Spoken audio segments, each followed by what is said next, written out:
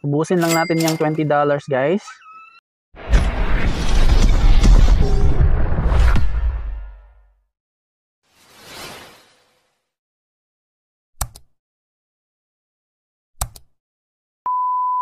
Hi guys! Welcome back! So for today's video ay pag-uusapan naman natin tong isang website which is nagawa na natin to ng review kahapon guys.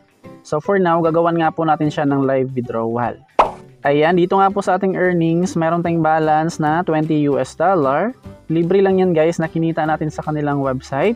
So sa mga wala pang idea kung paano nga ba kumita sa kanilang website, ay ilagay ko na lang yung ating tutorial video dyan sa ating description at sa comment section.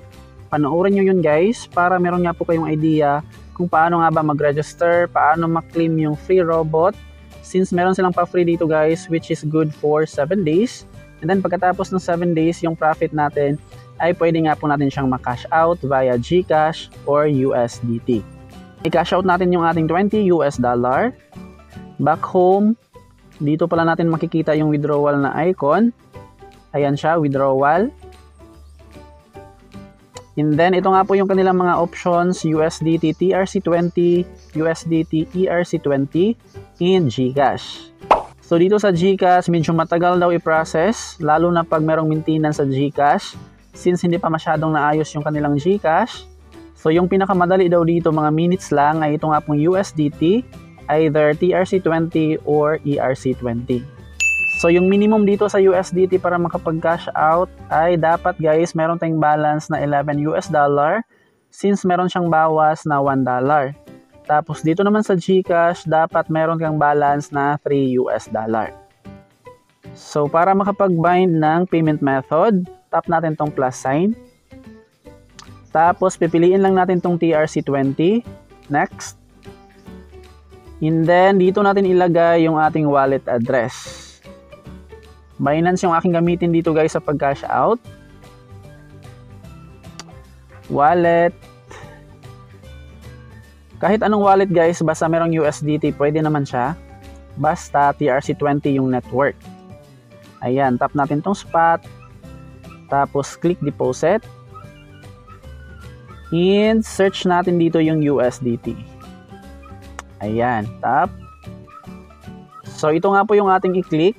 Pipiliin natin tong TRC20.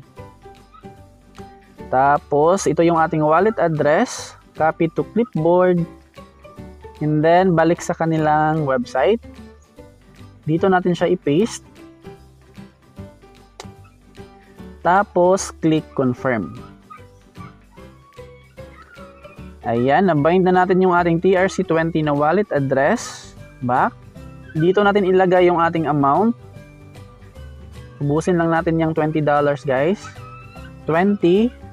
Tapos confirm. So kailangan nating mag-set up ng transaction password.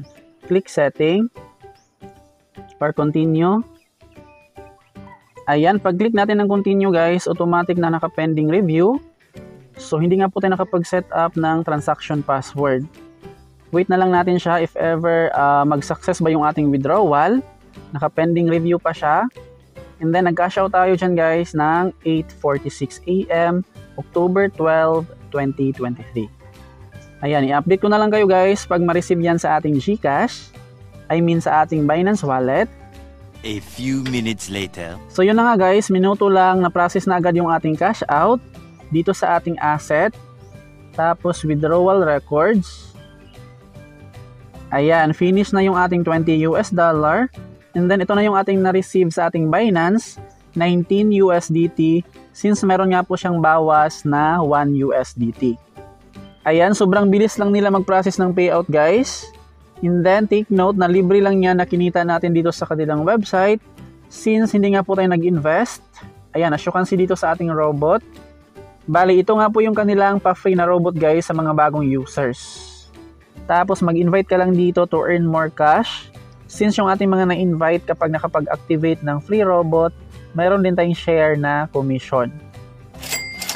Alright, that would be all for today. Maraming salamat sa panonood. Huwag kalimutang mag-subscribe at i-hit ang notification bell para updated ka lagi sa mga earning apps and websites na ating sinishare dito sa ating channel. Bye guys!